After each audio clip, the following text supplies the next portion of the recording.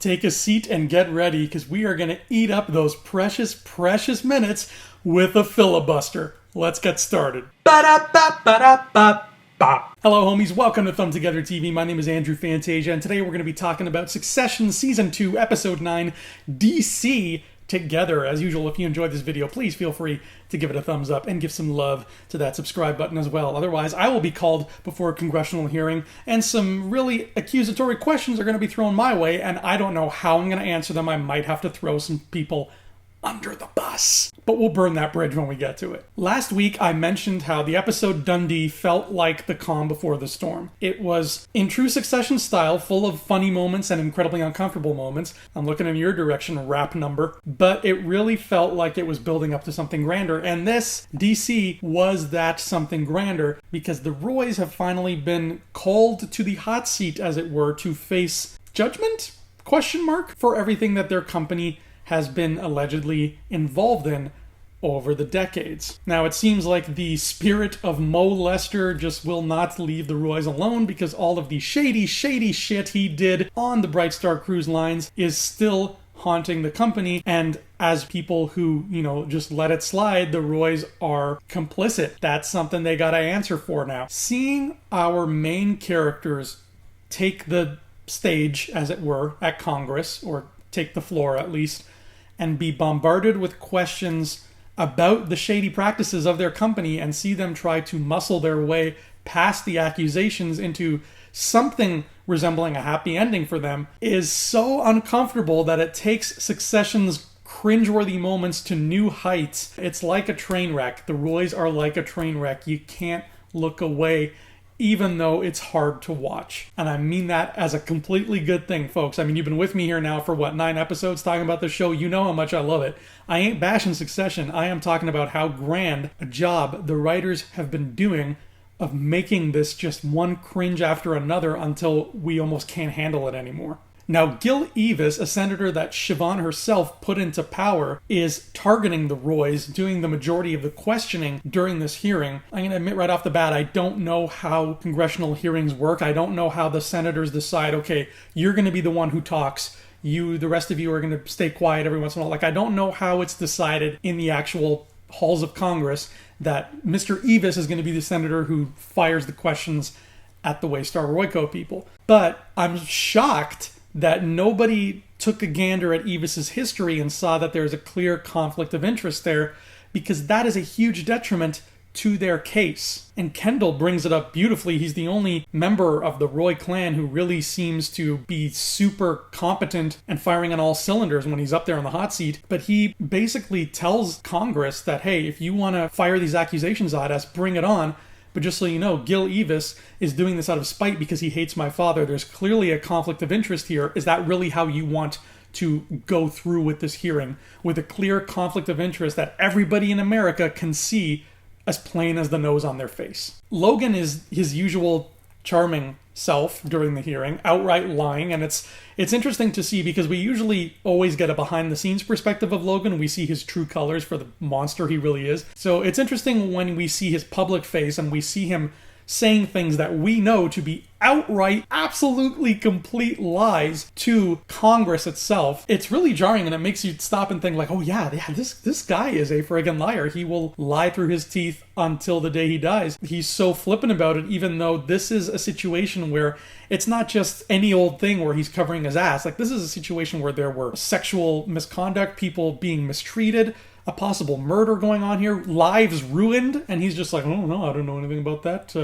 whatever. He so blatantly cares for nothing but himself, and that comes into play later. If anybody doesn't know how to handle themselves on the hot seat up there, it is Mr. Tom Wamsgans. My God, was this questioning ever uncomfortable to watch. From outright denying he even knew Greg existed when Greg was clearly sitting right behind him, to just stumbling over every question he was asked and every answer he tried to give. Tom was a hot mess up there. I'm surprised Jerry never tried to step in and steer the conversation into less dangerous waters. But the fact of the matter is, Tom really screwed up. And when he got back into the holding room where the rest of the Roys were, the dude was almost in tears. He was so upset. And you can't help, as much as Tom is a goofy idiot and, he does a lot of the wrong things, you can't help but feel sorry for him in that moment. I don't know what the future holds for Tom right now, but I don't think it's a very bright future. Again, more on that later. The highlight of this episode for me was seeing Siobhan do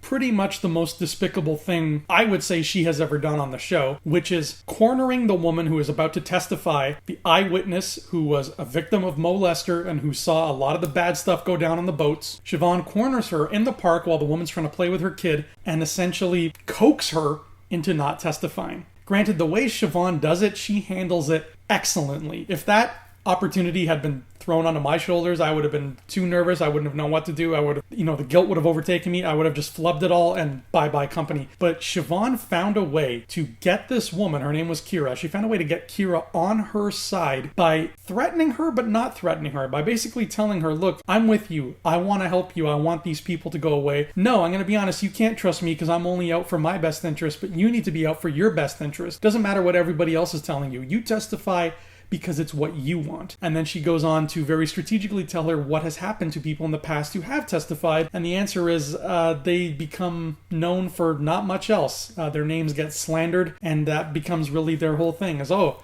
that's Julie. That's the girl who spread some rumors about this famous person, and she slept with people to get a job. The end. And all of a sudden, Julie, who was more than likely a victim, all of a sudden now her name is tracked through the mud, and that's it. That's all she has in terms of a legacy. And Siobhan really drives that home to this poor lady to the point where it works. It works. Kira does not testify after all. But watching that scene, again, so uncomfortable, it hurt my heart to watch because I was like, how far is Siobhan going to go? Siobhan has been more or less of the Roys, the one who kind of recognizes where the line is, but at this point she crossed the line and there wasn't an ounce of regret on her face. That's what's scary. She crossed the line knowing she was crossing it and saying, look, Kira, I'm going to cross this line because I'm looking out for me. As long as you look out for you, I'm okay with whatever happens. But damn, girl, Siobhan Roy, you have reached a new low, and I wonder what this means for you going forward. I'll tell you what it does mean for someone else, though. What it means for Rhea Jarrell is Rhea has now seen exactly how ugly things can get behind the scenes at Waystar Royco. Yes, she has inherited a house that is on fire, and at first she seems like the good coach. She's stepping in and trying to quench any panic that may be there and just try to get everybody working together to solve the problem. But by the end of the episode, she sees exactly what Logan and company are willing to do in their own best interests, including Siobhan's little chat with Kira, which Rhea takes her to, but she's too uncomfortable to actually get out of the car and help her with. Rhea's like, you know what? I don't feel comfortable doing this. I'm sitting this one out. And she takes that to the next level at the end of the episode where she tells Logan, listen, you are running a circus here, and you guys can keep doing that if you want because you're clearly good at it, but you are all snakes, and I'm not that kind of snake. I'm out. I wash my hands of this whole thing. And that's it. She abandoned her post. Last week, she was given Succession. She was given the name of the show, what everybody wants. Rhea got, and she walked away because she was like, you know what? No, thank you. Now, Waystar Royco is without a successor once again. When that news leaks, I'm sure it won't be good for the company, and I'm sure it won't please the shareholders. Speaking of the shareholders, Logan has a backup plan to take the company private using that trillionaire guy from Turkey, and he sends Roman over there to kind of wheel and deal him. But during the deal, Roman gets caught up in, of all things, a hostage situation. Now, I didn't want to touch on this too much because we really don't know what's going on here. Clearly, this is going to drag on into the next episode. But from the sounds of things, the extremist group who is taking everybody hostage heard about the deal and wants in. And Roman seems more than willing to include them in the proceedings. So if everything goes the way I think it's going to go, Waystar Royco is going to be partially funded by a terrorist group, as if the shitstorm couldn't get any bigger. So we ended this episode with the most cryptic, haunting remark that I think we have heard in the entire history of the show, where Logan Roy is watching TV with his daughter and he just tells her, he says, if we are going to save the company, we need to take a big hit. It looks like it's time for a blood sacrifice. And the way Logan Roy calmly and almost bemusedly says blood sacrifice is one of the scariest Logan Roy moments in a show full of scary Logan Roy moments. Now the question is, who is he sacrificing? All fingers seem to be pointing either towards Tom or Kendall?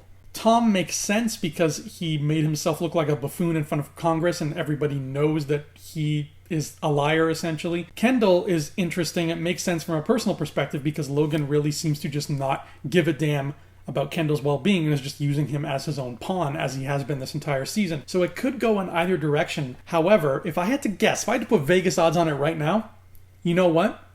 I'm guessing Siobhan. I am guessing Siobhan, and here's why. Earlier in this season, I was making these videos and I said how season 1 was kind of about how Kendall was trying to take the company in a different direction and Logan squashed him, and now Kendall is squashed. I thought once Siobhan got given the successor role at the beginning of season 2, that this season was going to be about Logan doing the same thing to Siobhan, and that season 3 would be about him doing it to Roman, and that each season would be him squashing one of his children's hopes right out of them until they're all just empty shells like him. I still believe that's possible. I still believe that next week, despite fingers pointing at Tom and fingers pointing at Kendall, Siobhan Roy is going to be somehow the blood sacrifice. How does it happen? It could happen a million different ways. If I just had to guess here, I'm just spitballing. They're going to turn it into some kind of conspiracy. Their main detractor here, Gil Evis, on the Senate, was somebody who was put on the Senate by Siobhan Roy. Maybe they'll use that as like, she was manipulating everything to try to overthrow her family's company. She was hiding all the evidence of the wrongdoings from the Roys so that they couldn't deal with it before, and then bringing them out and giving them to Gil Evis to use as a sort of weapon of mass destruction so that she could overtake the company at some point. Maybe they'll even call to attention the fact that she had this clandestine meeting with Kira and stopped her from testifying. I just feel like Siobhan is going to get thrown under the bus because she has been doing a lot of the legwork this season, and it just makes sense with the pattern we've been seeing here. This is Logan Roy's MO. So that's where my money is, folks. I'm gonna place that bet right now. Next week, Siobhan Roy is the blood sacrifice. Until that happens, my friends, you have yourselves a great week. I will see you here next time. To all of you, adios.